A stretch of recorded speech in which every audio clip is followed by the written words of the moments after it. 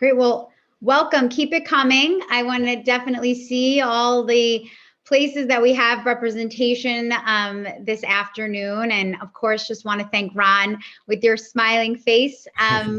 Just really excited to be here with you and everybody that's joined us today. I think we've been talking about this, wow, since I think you told me you were writing a book. So to have this come live with the incredible help of our marketing team is something that I'm just thrilled to be a part of.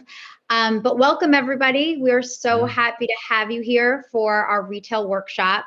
I'm Dana Elhai, Director of Business Development at 24/7, just celebrating 13 years. And for most of you that know 24/7, we are a recruiting agency with 20 plus years of experience helping retail professionals find their freelance and full-time job opportunities. So today we are joined by the Ron Thurston.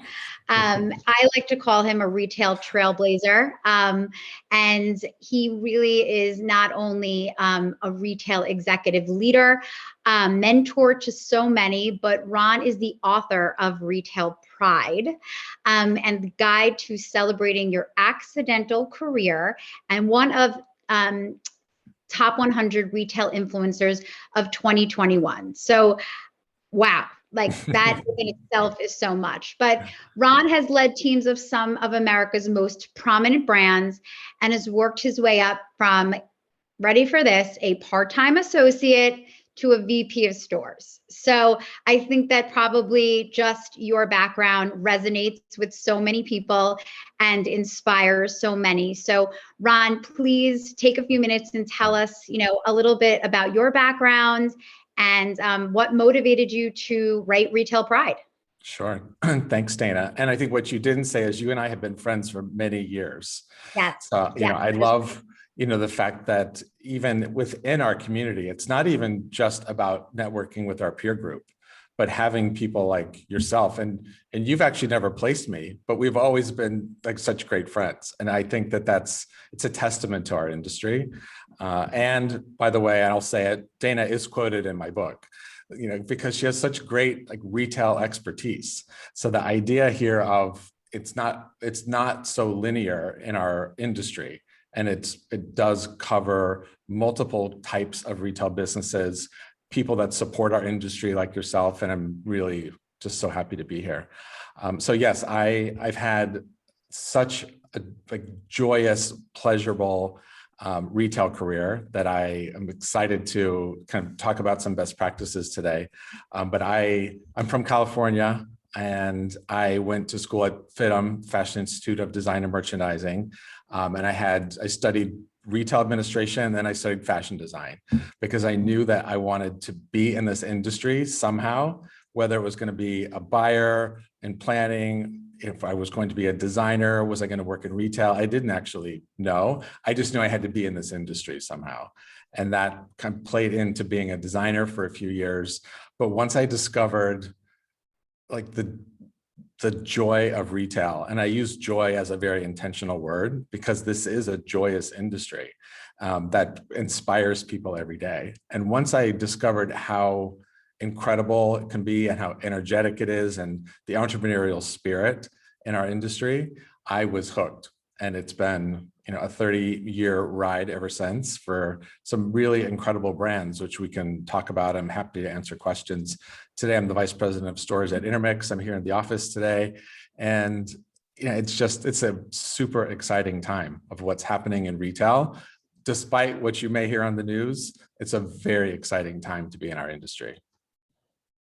That's so, incredible to hear and inspiring. And again, we'll definitely get into some of the brands that you've worked for, because I think just that within itself is such an incredible journey and story. But for those on the call today, I'm pretty confident that 24/7 has touched your retail career in some way or another. But before we jump into questions, throughout today's discussion, please feel free to put in some Q&As, and time permitting, we will address them accordingly. But I'd like to share a quote from Ron's book. So for anyone who does not have a copy, I highly suggest you read it. It is such a feel-good book. And really, for those on the call today that either currently are working in retail positions or working in a position that influences retail, reading the book just reminds you, why you do what you do every day. So there's one quote that is in the beginning that really resonated with me. And I think it's a nice segue into some of the questions that I have for you, Ron. Right. So there is a special light that shines brighter in retail people. We have a natural sense of positivity, a constant drive to improve, to deliver the best results, to hustle, and to connect. So how powerful is that? And I think everybody can relate. And the thing is I think that 2021 really challenged that positivity, hustle, connectivity. And I think that, very often with help from mentors and our peers and our colleagues, we're pushed to get that positivity back when we need it the most, and that connectivity. So, I thought that just really was a powerful quote that you shared, Ron.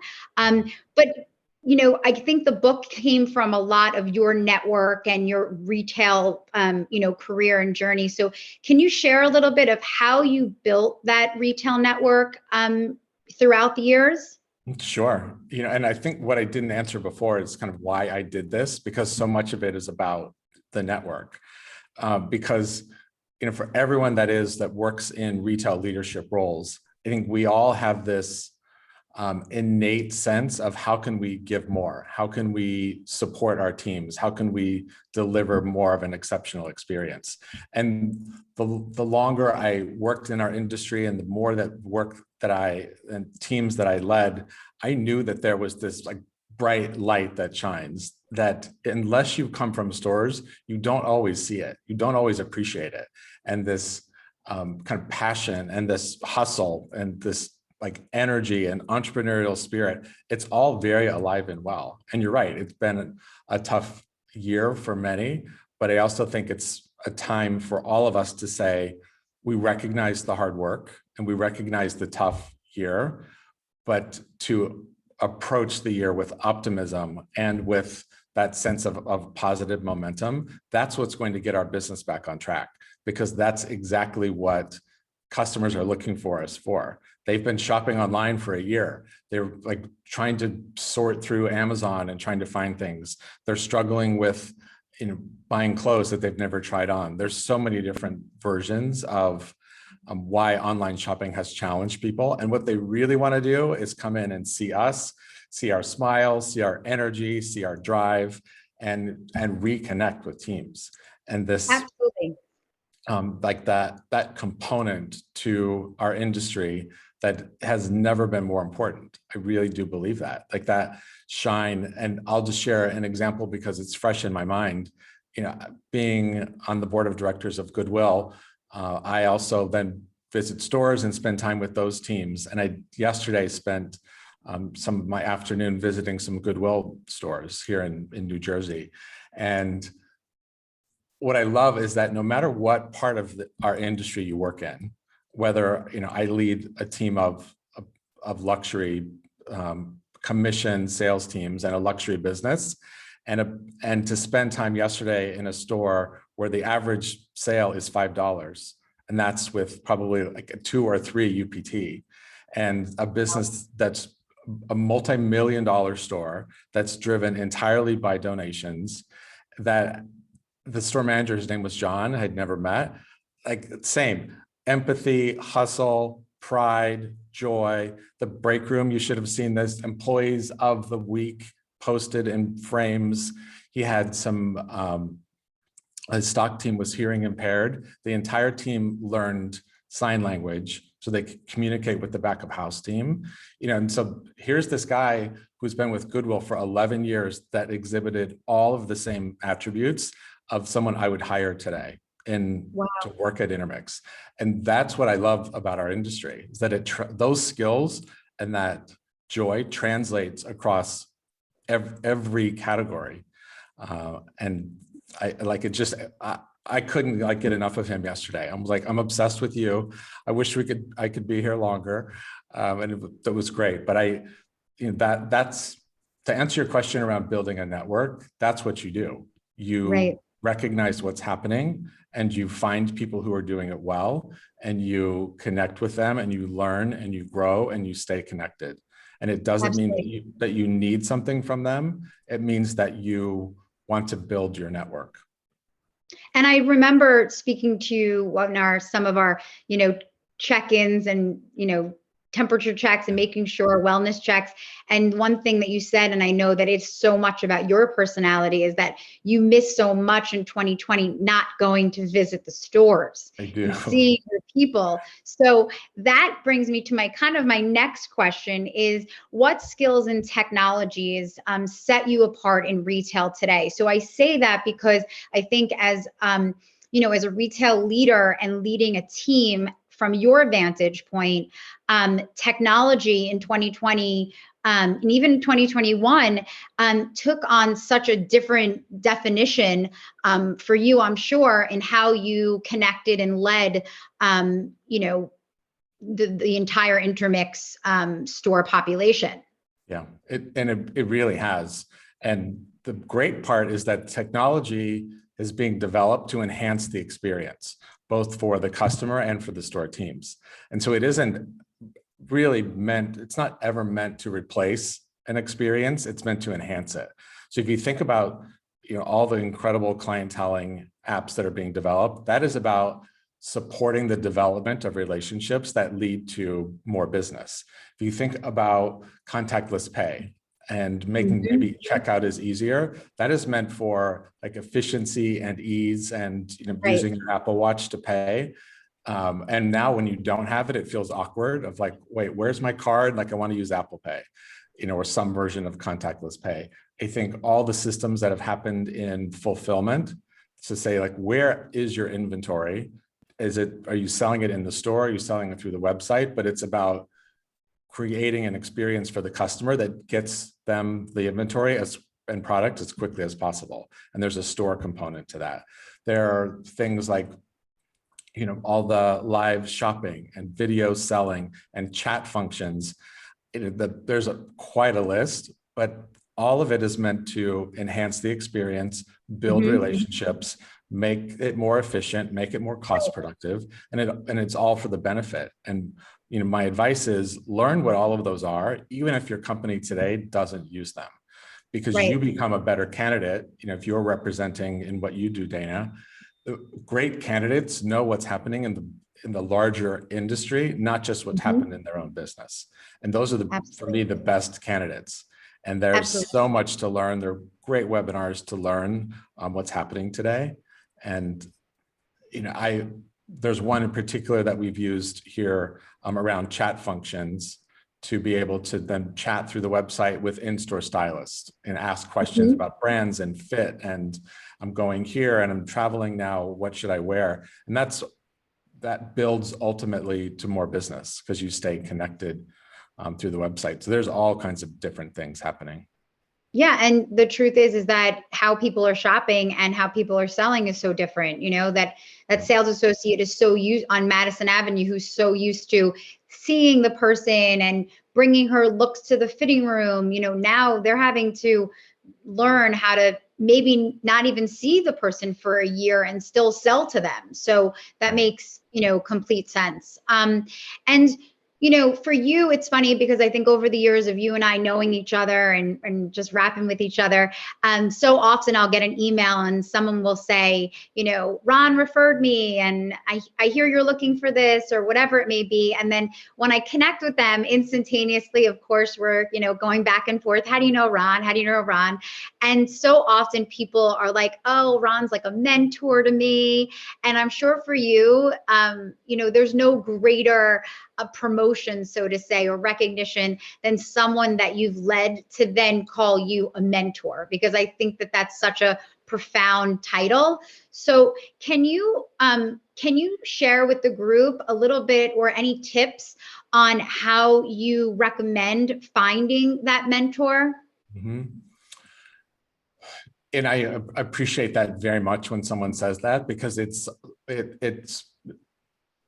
I think in our life, when we think about we have specific skills and resources and networks that can help other people in our industry. I approached that with this kind of sense of abundance and generosity and said, well, why should I hold this to myself? If someone needs this connection, someone's looking for a job opportunity, someone's looking for advice, why not share everything I have?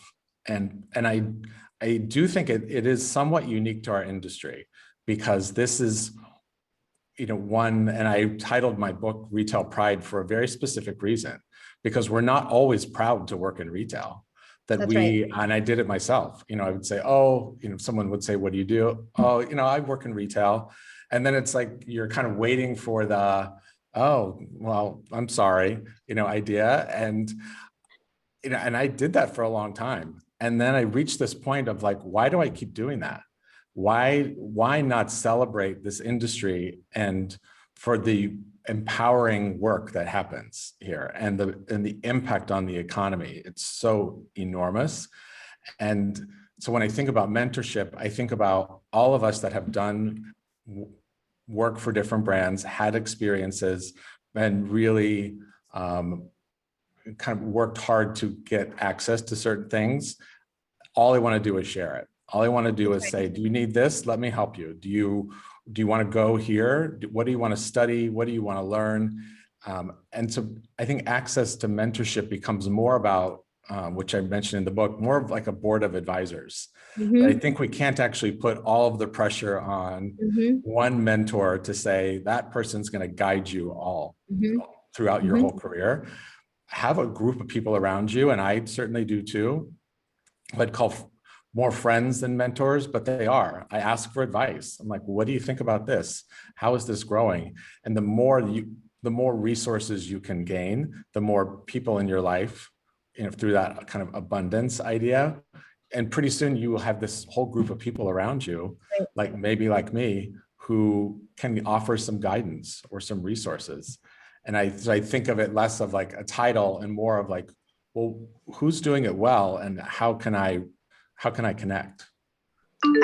I love that you're almost putting it as like a group of mentors rather than a mentor. Yeah. And I know even through like my career, I always really truly believe is that, the worst thing someone's going to say is no, right? Like, no, I don't have enough time. No, I'm not interested. No, I'm sorry, I can't help you. But at least like putting yourself out there. And I think that goes into play with that mentor piece. Like when somebody asks me something, whether it be, I have a group of interns and I'm wondering if 24/7 would be interested in doing like an interview, prep panel, right? Some people may say, oh, it's so busy right now, I don't know. But for me, I'm like, really? That would be like an honor. Like you have these young, vibrant, bright-eyed, bushy-tailed interns that are looking for guidance. Like, let's get our marketing team, like, let's do that.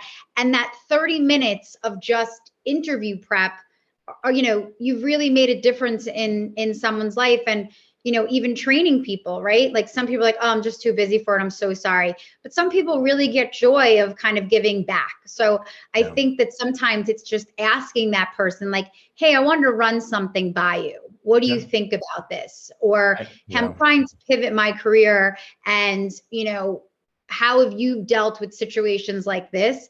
I think really goes a long way. And half the time, like you said, when someone calls you a mentor, that's such a huge honor for you, like that just to hear that is really, it tells a lot about you. So thank you for sharing that.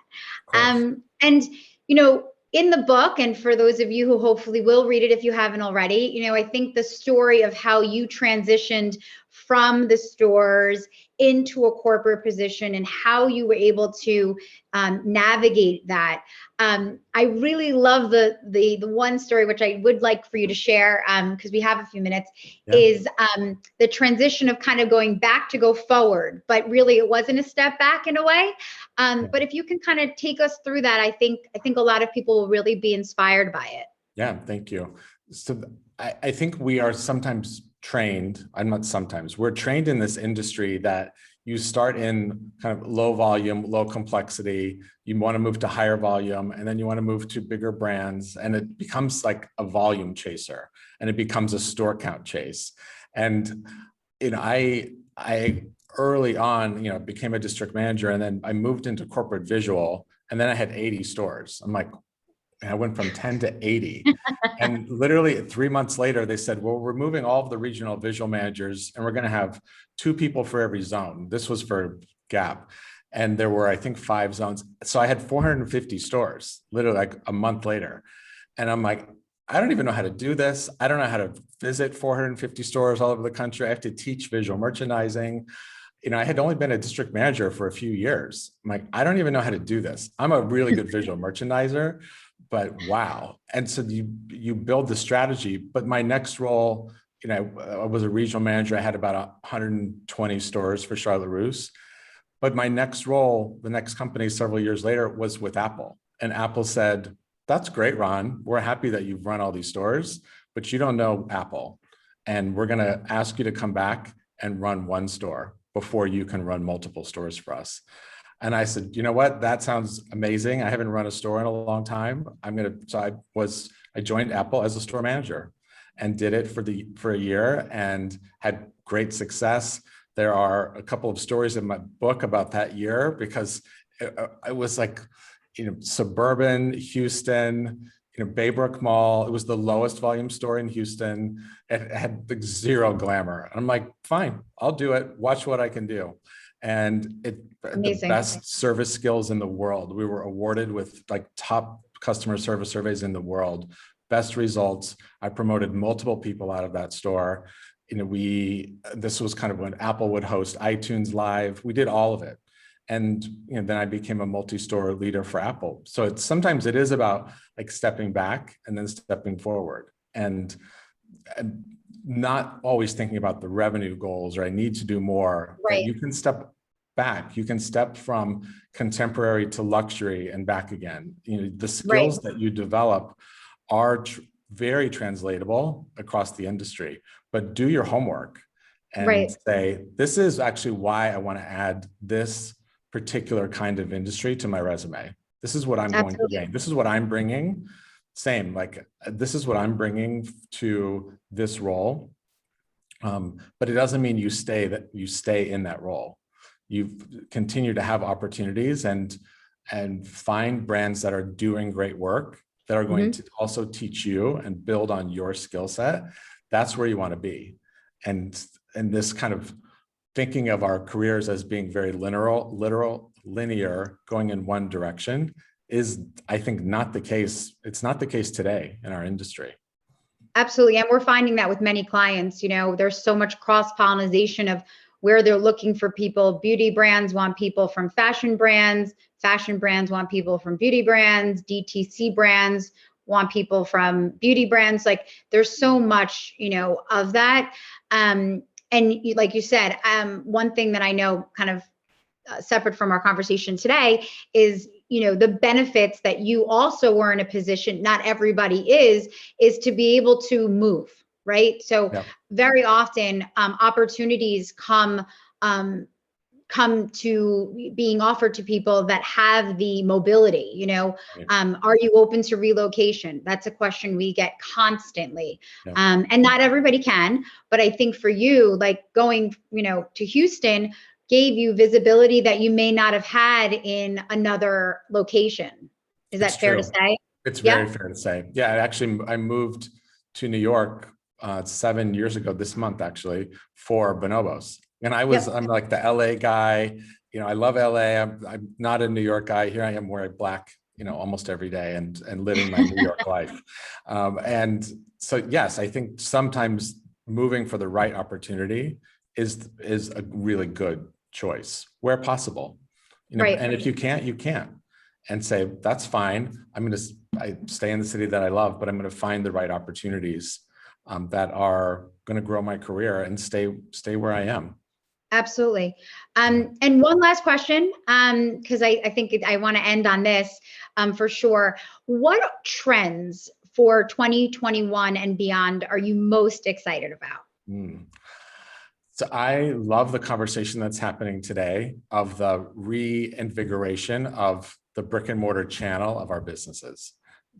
So much conversation had happened around, we need to grow e-commerce, we need to grow e-commerce. And, Right. and everybody did, because you did it almost accidentally. And the Right. stores were closed. So as stores reopened, we said, well, what is the importance that retail plays, that brick and mortar plays? And today, every conversation I hear on LinkedIn, on Clubhouse, on anywhere else where I'm spending time is about the value and importance of the brick and mortar channel, from client acquisition, from brand relationship, to how you represent your product, to loyalty, all of it.